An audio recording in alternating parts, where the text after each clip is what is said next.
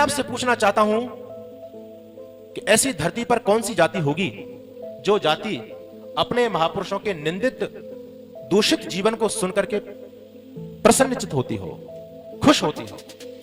या मैं आपसे पूछता हूं, आप लोगों में ऐसा कौन सा ऐसा व्यक्ति होगा, आपके परदादा का, आपके दादाजी का चरित्र बहुत उज्जवल रहा हो और कोई व्यक्ति आपके दादाजी पर उंगली उठाए कि आपके दादाजी व्यभिचारी थे, दूसरों की औरतों को अपने घर में रखते थे और भी बहुत सारी स्त्रियों के साथ उसके नाजायज संबंध थे। मुझे बताइए, क्या आप इस बात को स्वीकार करेंगे?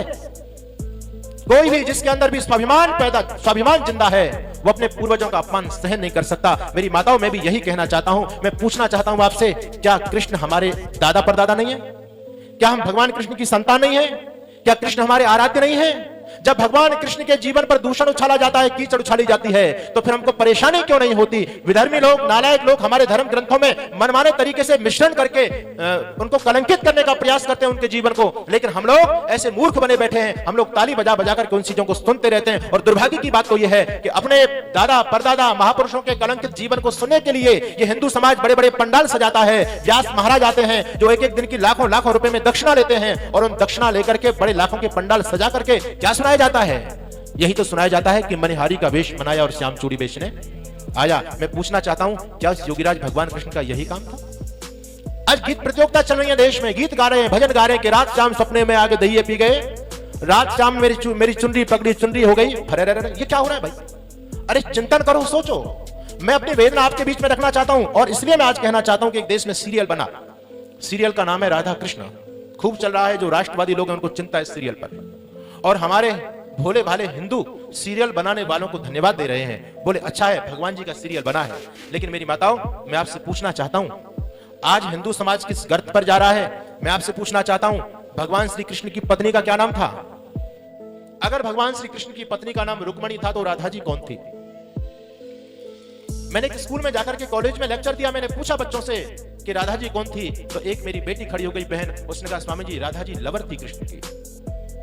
उसने जब सुना, भाई यही तो चल रहा है समाज में। आज मैं यही बताना चाहता हूं कि भगवान कृष्ण के चरित्र को किस प्रकार से दूषित किया गया। हमारे देश में आज बहुत सारी कथाएं होती हैं माताओं, और आप कथा के बीच बीच में एक शब्द सुनते हैं, जैसे 5 मिनट 10 मिनट कथा आगे चली तो व्यास जी क्या बोलेंगे? प्रेम से बोलो राधे राधे। सब यही बोलते हैं, राधे राधे। आज हमारा अभिवादन भी क्या बन चुका है?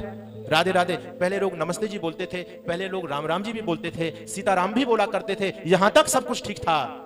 लेकिन आज राधे राधे चल रहा है। हर कथा के अंदर राधे आ चुकी है, हर तीर्थ स्थल के अंदर राधे आ चुकी है। आप ब्रज क्षेत्र में रहते हैं, वृंदावन में जाइए, दुनिया के लोग आते हैं और दुनिया के लोग आकर के वहां एक व्यापार चल रहा है आजकल। माथे पर क्या लिखवा रहे हैं जी? ये मेरी बहनें जा रही हैं, पढ़ी लिखी नौजवान लोग जा रहे हैं, माथे पर लिखा हुआ है राधे राधे, गालों पर क्या लिखा हुआ है जी? राधे राधे। अब इनसे पूछा जाए कि भाई राधे जी कौन थी? आज यही सुन लीजिए कि राधे जी कौन। सब जगह राधे राधे हो रहा है, लेकिन राधे को मर्म किसी ने नहीं जाना, राधे को समझा नहीं। और मैं आपसे यदि ये बात बताने लग जाऊं, आज बहुत ज्वलंत मुद्दा आप लोगों के सामने है, मेरी बात को स्वीकार करने का, अगर आपके अंदर शंकाएं होंगी समाधान करने का मेरा काम है, लेकिन बात को आप सुनिएगा और सुनकर के कान से मत निकाल दीजिएगा। भगवान श्री कृष्ण का जीवन इतना पवित्र जीवन है मेरी माताओं, महर्षि दयानंद सत्यार्थ प्रकाश में लिखते हैं कि कृष्ण का जीवन इतना पवित्र जीवन, उन्होंने जन्म से लेकर के मृत्यु पर्यंत कोई भी किसी भी प्रकार का निंदित कर्म नहीं किया। इतना आप, एक तरफ आप लोग भगवान कृष्ण को ईश्वर का अवतार मानते हैं सनातनी लोग, और आप लोग ये कहते हैं कि भगवान धरती पर धर्म की स्थापना के लिए आते हैं। यही लोग तो आप लोग मानते हो। अगर भगवान कृष्ण ईश्वर के अवतार हैं और वो धर्म की स्थापना के लिए आए हैं, तो मैं आपसे पूछना चाहता हूं, मुझे आप लोग बताएं, क्या लड़कियों के नहाते हुए कपड़े उठाना यह धर्म है? क्या किसी की बहन बेटी को छेड़ना, उसके साथ व्यभिचार करना क्या धर्म है? क्या चोरी करना धर्म है? बताइए आप मुझे, क्या यह धर्म की कोटि में आता है? क्या दूसरे की महिलाओं के साथ में डांस करना, नाचना यह धर्म है? इसको आप धर्म मानेंगे? और यदि आप इसको धर्म मानते हैं, तो यदि आपका पति किसी दूसरे की स्त्री के खाक पकड़ के नाचने लग जाए, तो क्या आप लोग इसको स्वीकार करेंगे? हम लोग राधे राधे तो बहुत बोलते हैं, राधे के भक्त हैं, लेकिन यदि आपके पति एक दूसरी राधा को घर में ले आए, तो आप उसको स्वीकार करेंगे क्या? कोई स्वीकार नहीं करेगा। बस कहने में तो राधे राधे जी ठीक है, लेकिन जीवन में अपना करके देखो, आप उस व्यक्ति की क्या दुर्दशा कर देंगे, आप स्वीकार नहीं कर सकती। राधा कौन थी? क्या आप लोगों ने जानने का प्रयास किया? उस योगीराज भगवान श्री कृष्ण के जीवन को कितना गंदा, कितना दूषित कर दिया।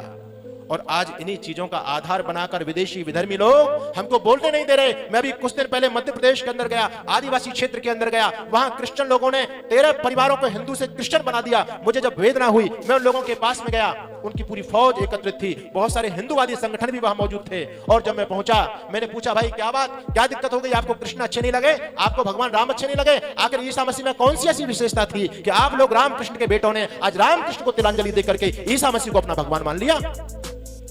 उन लोगों ने मेरे से एक बात कही, स्वामी जी, उनके फादर भी बैठे हुए थे, उन्होंने मेरे से कहा, स्वामी जी आप भगवान रामकृष्ण के जीवन की बहुत दुहाई दे रहे हैं। आप कह रहे हैं कि कृष्ण का जीवन इतना पवित्र है, ईसा मसीह का जीवन तो कुछ भी नहीं था। लेकिन मैं आपसे पूछना चाहता हूं, आप मेरे प्रश्न का उत्तर देना मेरी माताओं बहनों, और आप उस प्रश्न को, जो फादर ने प्रश्न किया था, आप उस प्रश्न की गंभीरता तक जाना। वो फादर मेरे से कहता है, हमारे एक तरफ हमारे ईसा मसीह हैं, एक तरफ आपके भगवान श्री कृष्ण हैं। ईसा मसीह ने धरती के लोगों के पापों की गठरी बांध करके सिर पर रख करके और वो शूली पर चढ़ गए। ईसा मसीह के बारे में जो लोग उन्होंने कथा बनाई हुई है, कहते हैं कि धरती के सारे लोगों के सारे के सारे जितने भी पाप थे, पुराने पाप और आगे जितने भी लोग पाप करेंगे, सारे के सारे पापों की गठरी ईसा मसीह ने बांधी, अपने सिर पर रखी और शूली पर चढ़ गए। आगे उनका ईसा मसीह को मानने वाला व्यक्ति कितना ही पाप करे, उनकी मान्यता है कि उसको पाप नहीं लगता। सारे के सारे पापों को तो ईसा मसीह ले गए, हरण कर गए ईसा मसीह। वो व्यक्ति मेरे से कहने लगा, स्वामी जी एक तरफ तो ईसा मसीह हैं कि जो धरती के लोगों के पापों की गठरी बना करके सिर पर रख करके और शूली पर चढ़ गए, एक तरफ आपके भगवान कृष्ण हैं जो यमुना जी में नहाती हुई लड़कियों के कपड़े उठा करके और पेड़ पर चढ़ गए। आप मुझे बताइए ईमानदारी से, ईसा मसीह अच्छे हैं या आपके कृष्ण अच्छे हैं? वहां बहुत सारे तिलक लगाने वाले लोग बैठे थे। मैंने उनकी तरफ संकेत किया कि उनके प्रश्न का जवाब दीजिए। सबको पसीने आ गए मेरी माताओं, कोई उस पादरी के प्रश्न का जवाब दे कैसे? अरे हमने ही तो कृष्ण को कलंकित किया है। आज उस पादरी की क्या औकात थी जो भगवान कृष्ण पर आक्षेप लगा देता? ये आक्षेप किसने लगाए? हमारे लोगों ने लगाए। और हम लोग ईसा मसीह को गाली दे रहे हैं, कृष्ण लोगों को गाली देते हैं, मुसलमान लोगों को गाली देते हैं कि हमारे भगवानों पर वो लोग कीचड़ उछाल रहे हैं। कृष्ण के बारे में ये लिख दिया, देवी दुर्गा के बारे में ये लिख दिया, भगवान राम के बारे में ये लिख दिया। वो कहां से लिख रहे हैं? उनके पास प्रमाण कहां से है? कहां से विषय लिया है? आपके तो ग्रंथों से लिया उन्होंने।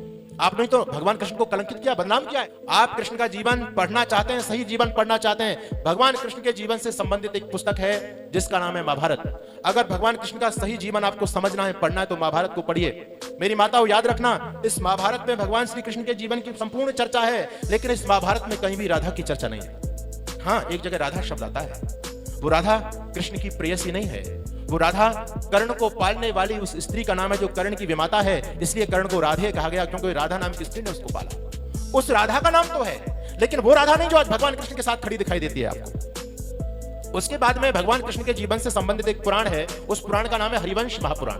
हरि यानी भगवान कृष्ण, उनके वंश का पूरा की पूरा वर्णन उस पुराण के अंदर किया गया है। आप लोगों ने यदि पुराण पढ़ा हो तो मैं आपको कहना चाहता हूं, हरिवंश पुराण के अंदर भी कहीं भी राधा का कोई वर्णन नहीं है, राधा का नाम तक नहीं है। एक पुराण और है, उस पुराण का नाम है विष्णु पुराण, क्योंकि भगवान कृष्ण को विष्णु का ही अवतार माना जाता है। उस विष्णु पुराण के अंदर भी राधा नाम की कोई चर्चा नहीं है, राधा का कहीं भी नाम नहीं है। ना तो महाभारत के अंदर है, ना हरिवंश महापुराण के अंदर है, नहीं विष्णु पुराण के अंदर है, किसी भी पुराण के अंदर नहीं है। और तो और आप आगे चलिए, आजकल जिस पुराण की हिंदू समाज में बहुत ज्यादा व्याप्ति है, जिसको आप भागवत पुराण बोलते हैं, हालांकि इस पुराण के अंदर भगवान श्री कृष्ण को बहुत बदनाम किया गया है, उनके जीवन पर बहुत कीचड़ उछाला गया है इस भागवत पुराण के अंदर। लेकिन फिर भी मैं कहना चाहता हूं कि इस भागवत पुराण के अंदर भी राधा नाम का कोई शब्द नहीं है। लेकिन दुर्भाग्य की बात यह है मेरी माताओं बहनों, आज कोई भी भागवत कथा बिना राधा के पूरी नहीं होती। ब्रज की छोरी से, राधिका गोरी से, मैया करा दे मेरा ब्याह, ये कहां से आ गई राधा भाई? ना भागवत के अंदर है, ना महाभारत के अंदर है, ना हरिवंश पुराण के अंदर है, ना विष्णु पुराण के अंदर है, ये राधा कहां से आ गई? केवल भागवत पुराण का ऐसा व्यक्ति हुआ जिसके चरित्र पर यदि मैं बोलूं, और मैं नहीं बोलना चाहता, मैं ऋषि दयानंद के शब्द आपके सामने उद्धृत करता हूं। ऋषि दयानंद ने इस वेदना को समझा था और ऋषि दयानंद ने बहुत कटु शब्दों में कहा था, हे भागवत बनाने वाले, यदि तू अपने मां के गर्भ में ही मर गया होता तो हिंदू समाज की दुरावस्था नहीं होती, हमारे महापुरुषों का जितना अपमान नहीं होता। यह ऋषि दयानंद की वेदना है और मैं इस बात को बोल रहा हूं मंच से, आपके बीच में हूं, और मैं चैलेंज के साथ, मुझे अपनी विद्या योग्यता का घमंड नहीं है, लेकिन मैं इस बात का चैलेंज करता हूं, कोई भी भागवताचार्य आकर के ये सिद्ध कर दे कि राधा नाम का वर्णन आपके ग्रंथों में, हाँ ये मूर्खता की बात तो कहते हैं, ये कहते हैं कि राधा, इस बात को सभी मानते हैं कि भागवत पुराण के अंदर भी राधा का कहीं वर्णन नहीं है, सब लोग मानते हैं इस बात को। फिर मैं कहता हूं ये राधा कहां से आई भाई? कहते हैं राधा कृष्ण की आराध्य शक्ति का नाम है, राधा नाम की कोई स्त्री नहीं है। मैंने कहा मूर्ख हो, मूर्खानंद हो, यदि राधा नाम की स्त्री नहीं है तो आप ब्रह्म वैवर्त पुराण को पढ़िए। जिसने बखेड़ा हिंदू समाज में खड़ा किया है। वहां पर लिखा है, मेरी माता वो मेरी मंशा नहीं, मैं सन्यासी हूं, मेरी मर्यादा है, मैं कह नहीं सकता। भगवान कृष्ण जब राधा के साथ में समागम करते हैं, शर्म नहीं आई उस धूर्त को लिखते हुए। ये हमारी संस्कृति का अंग नहीं है, ये पुराणों का सही रूप नहीं है, ये हमारे पुराणों में लोगों ने मिलावट की है। इस बात को समझना जो मैं कहना चाहता हूं। वो व्यक्ति क्या लिखता है कि जब भगवान कृष्ण ने राधा के साथ में समागम किया तो उसका इतना गलत चरित्र चित्रण किया है। आप पुस्तक उठाइए, गीता प्रेस गोरखपुर से मंगा लीजिए, मेरी बात चाहे मत मानिए, प्रमाण आपको देता हूं। इतना गंदा चरित्र चित्रण किया है कि आजकल की जो पोर्न मूवी बनाई जाती है, सरकार जिन पर आज पाबंदी लगा रही है, वो मूवी कुछ भी नहीं है उनके। कितना गंदा, यानी मतलब वो व्यक्ति इतना गिर गया, इतना गिर गया, इतना कुछ लिख गया, लेकिन इस हिंदू समाज को फिर भी बुद्धि नहीं आई। उन हिंदू समाज के लोगों ने, उस भगवान कृष्ण के वंशजों ने उसको सही मान लिया। राधा का वर्णन ब्रह्म वैवर्त पुराण में आया और ब्रह्म वैवर्त पुराण की रचना मुगल कालीन है, याद रखना इस बात को। जब मुसलमान हमारे देश में आए, लोगों ने यह प्रचारित खूब किया कि 18 पुराण महर्षि वेदव्यास ने बनाए, लेकिन कोई भी पुराण महर्षि वेदव्यास द्वारा रचित नहीं है। ये चैलेंज के साथ इस बात को मैं कहता हूं। ये सारे के सारे पुराण मजहब को चलाने वाले लोगों ने बनाए और नवीन पुराण भी आज बन रहे हैं। आज बहुत सारे नए पुराण बन गए। तो एक पुराण है ब्रह्म वैवर्त पुराण। इस पुराण की रचना मुगल कालीन है, मुसलमानों के समय में लिखा गया और मुसलमान लोगों ने जानबूझ करके हमारे कुछ पेटू लोगों को खरीदा, जो संस्कृत को जानते थे उन लोगों को खरीदा, उनको पैसा दिया और संस्कृत में हमारे महापुरुषों को कलंकित कराने का, हमारे ही लोगों ने, जो भाड़े के टट्टू थे, जो पैसों में बिक गए, उन्हीं नालायक लोगों ने भगवान श्री कृष्ण के जीवन पर दूषण उछाला है। और क्यों करा मुसलमान लोगों ने? क्योंकि उनके पैगंबर है मोहम्मद साहब का जीवन आप लोगों को तो नहीं पता होगा, क्योंकि आप भगवान कृष्ण का भी जीवन नहीं पढ़ते हैं। आपको कोई कैसा सुना देता उसको सही मान लेते हैं। जब हम अपने महापुरुषों का जीवन नहीं पढ़ते तो मोहम्मद और ईसा मसीह का क्या पढ़ेंगे? मोहम्मद साहब ने, उसके जीवन पर यदि मैं एक टिप्पणी कर देता हूं, आप लोग समझ सकते हैं उस व्यक्ति ने कितनी शादी की जीवन में। आपको पता है 12 शादी तो उसकी रजिस्टर्ड है, जो आप लोग सोशल मीडिया पर खोल के देखेंगे, गूगल पर, वहां पर भी मिल जाएगा। लेकिन उस व्यक्ति ने 43-44 शादी की उस व्यक्ति ने अपने जीवन में। उस व्यक्ति ने न तो 6 साल की लड़की को छोड़ा और न 60 साल की बुजुर्ग महिला को छोड़ा। आयशा की उम्र कितनी थी और खदीजा बेगम की उम्र कितनी थी? आप लोग समझ गए होंगे, लोग जानते हैं, क्योंकि हमारे यहाँ डॉक्टर प्रमोद जी भी बैठे हैं, वो उस काम को संभालते हैं, देखते हैं। आप प्रबुद्ध लोग समझ सकते हैं मेरी बात को। तो उन्होंने सोचा कि हमारे पैगंबर का जीवन भ्रष्ट है। हिंदू समाज ही नहीं, हमारे भारतीय संस्कृति में चरित्र की बहुत महत्ता है, चरित्र को स्थान दिया गया है और जिस व्यक्ति का चरित्र दो ढीले का नहीं होता, लोग उससे प्रभावित नहीं होते। उन्होंने सोचा कि हम अपने मोहम्मद साहब को तो भाई ज्यादा उछाल सकते नहीं, क्योंकि उसका तो मामला डूबा पड़ा सारा का सारा। अब इनका जो कृष्ण है, ये आगे बकवास करेंगे अपने कृष्ण हमारा योगी था, और वास्तव में कृष्ण योगी थे, आप तो पुरुष थे। उनका ज्ञान का लेवल आपको देखना है तो आप गीता पढ़िए, गीता में पता चलेगा कि कृष्ण क्या है, योग की परमावस्था में है वो। तो उन लोगों ने सोचा कि हम कृष्ण को क्यों नहीं बदनाम करें, जिससे हिंदू हमारे पर कोई आक्षेप ही नहीं कर पाए। वो हमारे मोहम्मद साहब पर बोलेंगे, हम कह देंगे मोहम्मद को छोड़ो, अपने कृष्ण को देख लो।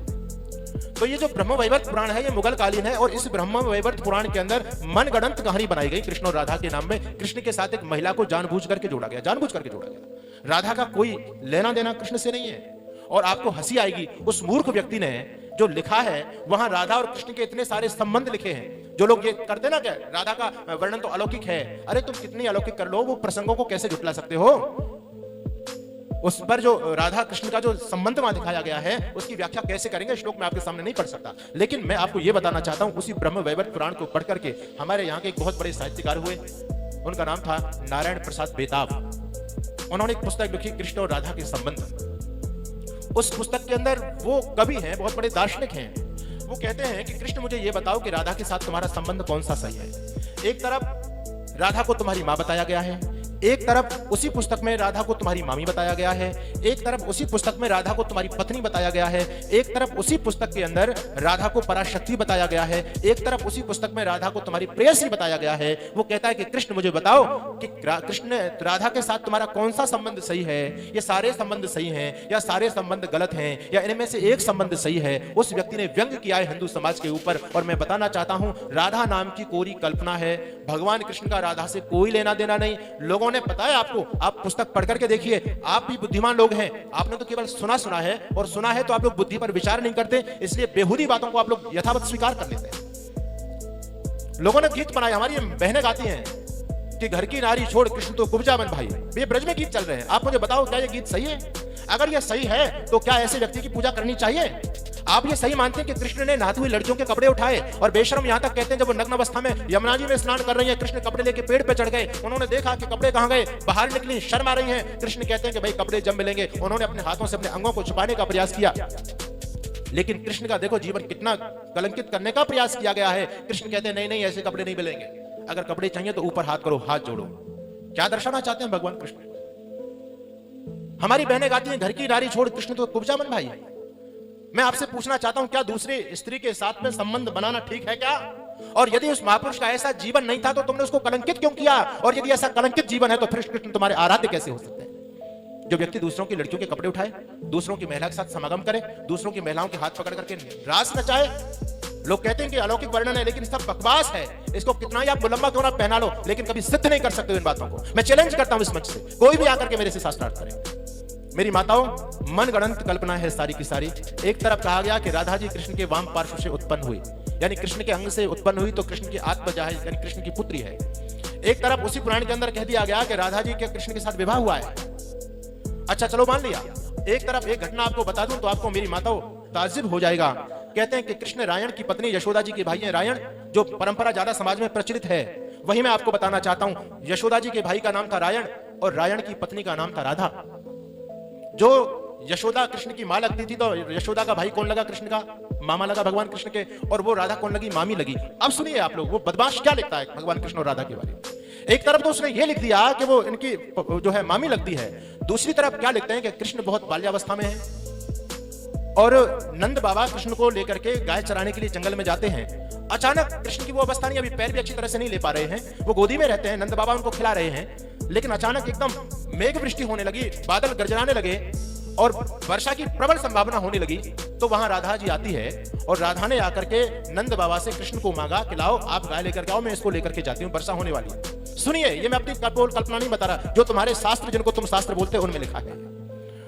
राधा को नंद बाबा ने कृष्ण को दे दिया, बाल्यावस्था है अभी, लेकिन राधा युवती है, 12-13 साल की उसकी अवस्था है, किशोरावस्था है, वो वयस्क है। और जब कृष्ण को लेकर के राधा जी चलती है, वो लोग कहते हैं ना राधा अधिष्ठात्री शक्ति है, लोग राधा को नहीं समझ पाते। मुझे बताना इस कहानी का महत्व क्या है, आप मुझे समझाने का प्रयास करना। राधा जब लेकर के चलती है तो राधा के मन में काम वासना जागृत हुई। बेशर्म शर्मा यानी नालक ने क्या लिख दिया, मुझे बताने में शर्म आ रही है, आपको सुनने में भी शर्म आएगी, लेकिन उस नालक धूर्त को लिखने में शर्म नहीं आई। राधा जी को लेकर के राधा जी कृष्ण को लेकर के जाती है। कृष्ण छोटे से बच्चे हैं। अच्छा, मामी तो मां का ही रूप होती है, हमारे यहाँ तो बड़ी बहन को भी मां का रूप माना गया है, वो तो मामी है, इतनी बड़ी है, कृष्ण को गोदी में लेके जा रही है। उस मामी के मन में ख्याल आया कि कृष्ण के साथ संभोग करना चाहिए, रास करना चाहिए। जैसे ही उसके मन में ये कल्पना हुई, तत्काल योग की शक्ति से एकदम वहां रास मंडप सज गया। और जब रास मंडप पूरा की पूरा सज गया, सारी सामग्री उपस्थित हो गई, कृष्ण ने भी नवयुवक का शरीर धारण कर लिया। कहां कृष्ण छोटे से बच्चे थे, लेकिन रास रचाने के लिए, राधा के साथ व्यभिचार करने के लिए कृष्ण ने कौन सा रूप? युवावस्था का रूप धारण किया। अब दोनों का रास शुरू होता है। सुनिए मेरी माताओं, वहां पर लिखा है, जो लोग मूर्ख इस प्रसंग को ये कहते हैं आध्यात्मिक प्रसंग है, उस अध्यात्म की व्याख्या मुझे भी समझा देना। वहां पर लिखा है कि कृष्ण राधा के साथ संभोग करते हैं। मुझे कहने में शर्म आ रही है, कृष्ण राधा के साथ संबंध बनाते हैं, भोग में इतने आसक्त हो गए, राधा बेहोश हो गई। राधा जी बेहोश हो गई। बेहोश हो गई, कितने दिन तक बेहोश रही? 1 दिन और 1 रात तक बेहोश रही। इतने समय बाद जब राधा जी को होश आया तो राधा जी ने तत्काल, कृष्ण ने बचपन का रूप बना लिया, राधा जी ने तत्काल कृष्ण को गोदी में लिया और तत्काल जाकर के यशोदा मां को कह दिया कि लो अपने बेटे को खिलाओ। अब मुझे आप बताइए, क्या यह प्रसंग आपको सही लगता है? क्या आप इस प्रश्न को स्वीकार कर सकते हैं, इस कहानी को? दूसरी तरफ मुझे यह बताओ, आप अपनी बुद्धि से सोचो कि भाई जब 1 दिन और 1 रात तक कृष्ण छोटे से बच्चे हैं, कृष्ण घर पर नहीं आए, यशोदा को चिंता नहीं हुई, नंद बाबा ने नहीं सोचा कि वो राधा लेकर के आई थी, कहां चली गई, इतने दिन तक कृष्ण नहीं आए, पूरी रात निकल गई, पूरा दिन निकल गया, कृष्ण कहां पर है? किसी को कोई चिंता नहीं, उसने लिख मारा, हम लोगों ने इसको स्वीकार कर लिया। ये हमारी बुद्धि का दिवालापन है मेरी माताओं बहनों। इस प्रकार के प्रसंगों को छोड़ दो। वो कृष्ण आप पुरुष थे, वो योगी थे, उन्होंने जीवन भर कभी कोई निंदित कार्य नहीं किया। राधा के बारे में नई नई कल्पना जिसके मन में जो आया उन्होंने वो लिख दिया। एक उड़िया साहित्य मैंने पढ़ा, वहां एक पुस्तक पढ़ी, वो कहते हैं राधा की उत्पत्ति कहां से हुई, तो कहते हैं कि उड़ीसा प्रदेश के राजा थे सुकल सेन, उन्होंने 12 कन्याओं को जन्म दिया। उनकी पत्नी ने 12वीं जो कन्या हुई बहुत कुरूप थी, बहुत बदसूरत थी। राजा सुकल सेन को शर्म आई उनकी पत्नी को, उन्होंने उस कुरूप कन्या को मंजूषा में रख करके, बक्सा में रख करके नदी में बहा दिया। नदी में बहा दिया, बक्सा बहता बहता उसके अंदर वो लड़की है, बक्सा बहता बहता वृंदावन पहुंच गया। वृंदावन में वृषभानु जी ने उस बक्सा को जैसे खोल के देखा तो उसमें तो बहुत रूपवती एक कन्या थी। उस कन्या को बाहर निकाला, उस कन्या का नाम राधा धरा और इसी राधा के साथ में कृष्ण का विवाह हुआ। जो उड़ीसा के लोग हैं वो कृष्ण की जन्मभूमि उत्कल मानते हैं, वो राधा की जन्मभूमि उत्कल मानते हैं क्योंकि वहां सुकल सेन की पुत्री थी। मैं आपको ये बताना चाहता हूं कि मतलब आप थोड़ा सा चिंतन तो करें, आप स्वयं समझ सकते हैं कि सब कुछ बकवास चल रहा है। जिसके मन में जो आया उसने वो लिख मारा। और मेरी माताओं, अब मैं आपसे पूछना चाहता हूं, उस व्यक्ति ने लिख दिया, और वो मूर्ख लोग मान भी रहे हैं। मुझे बताओ कि ऐसी कौन सी नदी है जो उड़ीसा से वृंदावन की तरफ बह रही है? ऐसी कोई नदी है ऐसी? लेकिन वो साहित्य में लिखा हुआ है, किसी व्यक्ति ने ये तर्क नहीं किया कि ये बात गलत है, ये सही नहीं है, और हम लोग इन बातों को स्वीकार कर रहे हैं। नई नई चीजें बोले कि तुम राधा को नहीं समझोगे, एक मूर्ख महामती मंद मुझको मिल गया, बोले जी तुम राधा को क्या समझेंगे, राधा तो पराशक्ति है, गोलोक में रहती है। मैंने कहा हाँ गोलोक में रहती है, मैंने पढ़ा है ब्रह्म वैवर्त पुराण के अंदर कि राधा शक्ति गोलोक में रहती है। लेकिन मैं बता दूं आपको, राधा जी कृष्ण की प्रेयसी हैं, जिसको वो लोग पराशक्ति कहते हैं। अब देखो कृष्ण का चरित्र देख लेना मेरी माता। राधा जी कृष्ण की पराशक्ति को मानने वाले लोगों को मेरा चैलेंज, राधा जी ने कृष्ण को किसके साथ देखा? बिरजा के साथ संभोग करते हुए देख लिया, लिखा है ब्रह्म वैवर्त पुराण में। और जब देखा तो राधा जी क्या कहती है? राधा जी क्या कहती है? हे कृष्ण बिरजाकांता गच्छ मत पुरतो हरे कथम दोनोषी मालोला रति चोर लंपटा। ये शब्द राधा के हैं। एक तरफ आप उसको वो कहते हैं अखंड शक्ति, अलौकिक शक्ति, वो शक्ति कृष्ण के जीवन को देख करके जब कृष्ण को बिरजा के साथ देखा तो कहती है हे कृष्ण बिरजाकांता, हे बिरजा के प्यारे कृष्ण, गच्छ मत पुरतो हरे, मेरी दृष्टि से दूर हो जाओ। कथम दोनोषी मालोला, तुम मेरे सामने आकर के मेरे खून को क्यों जला रहे हो? ये कौन कहती है? ये राधा कह रही है कृष्ण के बारे में। पढ़ लीजिए ब्रह्म वैवर्त पुराण, प्रमाण में देता हूं आपको। और चलिए आगे। आगे कहा उसी राधा ने कृष्ण को गंगा के साथ में देखी, और देखो क्या कप लिखी है, जैसे ही राधा ने बिरजा के साथ देखा तो बिरजा ने योग माया से अपना शरीर भस्म कर लिया और कृष्ण भाग गए राधा को देख करके। कृष्ण भाग गए, राधा ने श्राप दिया कि तुम धरती पर मनुष्य के रूप में जन्म लोगे। आगे चलिए, वही राधा कृष्ण को जब गंगा के साथ में देखती है तो क्या कहती है? निवर्यताम च धूर्तोयम किमस्यत् प्रयोजनम, इस व्यक्ति को ये गोलोक से भगा दो, इस धूर्त की क्या आवश्यकता है? ये शब्द है तुम्हारे पुराण के अंदर। और चलिएगा आप, कुब्जा का प्रसंग आप लोगों ने पढ़ा, बिरजा का प्रसंग आपने पढ़ा, वहां पर राधा ये भी कहती है, जब कृष्ण को अन्य गोपियों के साथ में, अन्य स्त्रियों के साथ में देखती है तो राधा का दर्द छलकता है और राधा कहती है कि इस धूर्त को यहां से निकाल दो, गोलोक से निकाल दो, नहीं ते भद्रम भविष्यति सुरेश्वरा। वो कहती है कि कृष्ण तुम मेरे आंखों के सामने मत आओ, इसी में तुम्हारी भलाई है। ये चरित्र हमारे कृष्ण का जो योगी था, जिसको आप कहते हैं धरती पर धर्म की स्थापना के लिए आया था, उस कृष्ण को हमने क्या बना दिया? एक मनगढ़ंत कहानी बना करके विधर्मी विदेशी नालायक लोगों ने जो कुछ कहानी लिख मारी हमारी महापुरुषों को कलंकित करने के लिए, हमने उसको स्वीकार कर लिया और आज हम उन्हीं चीजों को मान रहे। राधे राधे राधे राधे चल रही है। अरे मुझे बताओ, भगवान कृष्ण के जीवन को आप देखेंगे, एक विशेष मिसाल आपको देना चाहता हूं। भगवान श्री कृष्ण ने अपने जीवन में कोई भी दूषित कार्य नहीं किया। दूसरी बात, आप महाभारत को पढ़िएगा, आपको पता चलेगा रुक्मणी जी की शादी किसके साथ होने वाली थी? रुक्मणी जी की शादी होने वाली थी शिशुपाल के साथ में। वही शिशुपाल जो भगवान कृष्ण को गालियां देता है, धन्यवाद, वही शिशुपाल जो भगवान कृष्ण को गाली देता है, उस शिशुपाल के साथ में रुक्मणी जी की शादी होने वाली थी। लेकिन रुक्मणी जी उनको पसंद नहीं करती थी, रुक्मणी जी का विवाह भगवान कृष्ण के साथ में हुआ। इसीलिए शिशुपाल की आंखों में कृष्ण खटकते थे, क्योंकि शिशुपाल भी चाहता था कि रुक्मणी बहुत रूपवती कन्या है, बहुत विदुषी कन्या है, इसका विवाह मेरे साथ होना चाहिए, लेकिन ऐसा नहीं हो पाया, इसलिए शिशुपाल कृष्ण का दुश्मन बन गया। अब आगे चलिए आप, महाभारत में शिशुपाल ने भगवान कृष्ण को गाली दी है, धन्यवाद, महाभारत में शिशुपाल ने कृष्ण को गाली दी है और बहुत सारा दोषण भगवान कृष्ण पर किया है, उसको ग्वाला कहा गया और भी बहुत सारी चीज कही गई। लेकिन मुझे बताओ, अगर कोई व्यक्ति कैरेक्टरलेस होता है, चरित्रहीन होता है, सबसे बड़ा दुर्गुण यही होता है और सबसे पहले यही गाली दी जाती है। मैं पूछना चाहता हूं, क्या महाभारत में शिशुपाल ने भगवान कृष्ण को चरित्र के बारे में कुछ कहा कि तू दूसरों की स्त्रियों के साथ रहता है, तू उनके साथ में राज करता है, तू कुब्जा के साथ देखा गया, तू गंगा के साथ देखा गया, तू बिरजा के साथ देखा गया, कुछ कहा क्या? कुछ नहीं कहा। तो सबसे प्रबल शत्रु वो था शिशुपाल, जो कृष्ण जिनकी आंखों में खटकते थे। वो शिशुपाल भी भगवान कृष्ण के चरित्र के बारे में धूल नहीं उठाता, वो शिशुपाल भी भगवान श्री कृष्ण के बारे में एक शब्द नहीं बोलता, चरित्र के बारे में वैसे चाहे बकवास वो करता रहे। लेकिन मेरी माताओं, शिशुपाल जैसा दुश्मन भी भगवान कृष्ण को कलंकित नहीं कर पाया, उसने भी वो साहस नहीं किया। कुछ बदमाश लोगों ने वो कृष्ण के उस पावन धवल चरित्र को दूषित करने के लिए कलम उठाई, वो लोग बिक गए, अपने ही नालायक लोग, भाड़े के टट्टू, और उन लोगों ने जो लिख मारा, आपने उसको स्वीकार कर लिया। आज बहुत बड़ा षड्यंत्र, आप जाकिर नायर का कोई उत्तर दे सकता है आप लोगों में? नहीं दे सकता। क्यों नहीं दे सकता? क्योंकि वो उन्हीं जो हमारे धर्म ग्रंथों में मिलावट की गई है, उन्हीं प्रसंगों को उठा करके वो प्रश्न करते हैं, बताओ तुम्हारे कृष्ण का तो ऐसा चरित्र है, क्या ऐसे व्यक्ति को पूजना चाहिए? आपके पास कोई नहीं है। देवी दुर्गा पर पता नहीं कितना कितना गलत लिखा गया है। ये जो पुराण है ना, इनमें सही अंश तो कम है, बकवास बहुत ज्यादा है। इसलिए मेरी माताओं, आप यदि राधे राधे बोलती हो और ये बात को सही मानती हो, तो फिर मैं आपसे यही कहूंगा कि राधा रखना अच्छा है तो आप भी अपने पतिदेव को राधा रखने की अनुमति दे दीजिए। और यदि ये बात गलत है तो इस आज से संकल्प कीजिए कि हम भगवान कृष्ण के जीवन को दूषित नहीं होने देंगे। आपके कॉलोनी में कोई ऐसी कथा होती है जहां भगवान कृष्ण का पवित्र जीवन कोई व्यक्ति दूषित करता है, आप लोगों को आवाज बुलंद करनी पड़ेगी। आपको पता नहीं कि आपकी संस्कृति कितनी तार-तार होती चली जा रही है। इस देश में एक बेहुदा कानून प्रस्तावित हुआ, क्या लिव इन रिलेशनशिप आज कानून बना हुआ है। लिव इन रिलेशनशिप का मतलब है बिना विवाह किए हुए लड़का लड़की साथ साथ रह सकते हैं, बच्चे भी पैदा कर सकते हैं, लेकिन विवाह ना करें, सब कुछ चलेगा। वो कानून बन गया इस देश में। आप लोग जानते हैं जब ये कानून बना, बहस चली, तो वकील ने जज को बोला, सुप्रीम कोर्ट का जज था, कि श्रीमान जी आप भारत देश की संस्कृति को नहीं समझते।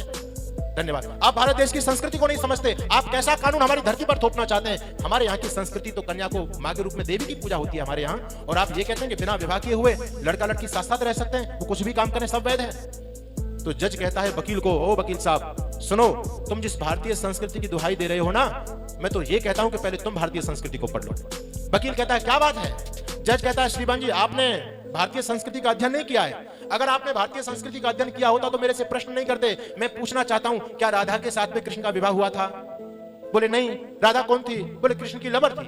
वो सुप्रीम कोर्ट का जज कहता है राधा कृष्ण की लवर थी, बिना विवाह किए हुए एक दूसरी स्त्री जब दूसरे पुरुष के साथ रहती है, ये तो तुम्हारे भगवानों का काम है। तो आज मैं इस देश में कानून बनाना चाहता हूं, तो तुमको दिक्कत क्यों हो रही है? और उसकी बात में वास्तव में दम था। इसलिए मेरा निवेदन है, कृष्ण ऐसे नहीं थे।